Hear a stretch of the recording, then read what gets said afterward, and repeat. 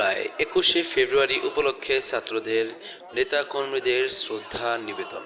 মহান শহীদ দিবস ও আন্তর্জাতিক মাতৃভাষা দিবস উপলক্ষে ভোলা জেলায় নানা কর্মসূচির আয়োজন করা হয়েছে।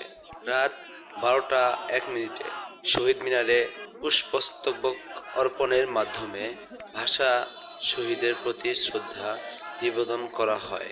এতে অংশগ্রহণ করেন ভোলা জেলা ছাত্রদলের সভাপতি পদপ্রার্থী আব্দুল হক রাসেল, ভোলা সদর উপজেলা ছাত্রদলের যোগ্য আহ্বায়ক আরিফ পঞ্চগড়, ২ নং ইলিশ ইউনিয়ন ছাত্রদলের সাধারণ সম্পাদক পদপ্রার্থী আরিফ হোসেন মোল্লা এবং ৪ নং কাছিয়া ইউনিয়ন ছাত্রদলের সাধারণ সম্পাদক রুবেল চৌধুরী সহ ছাত্রদলের নেতাকর্মীরা। শ্রদ্ধা নিবেদন শেষে ছাত্রদলের নেতাকর্মীরা ভাষা আন্দোলনের গুরুত্ব ও তাৎপর্য নিয়ে আলোচনা করেন।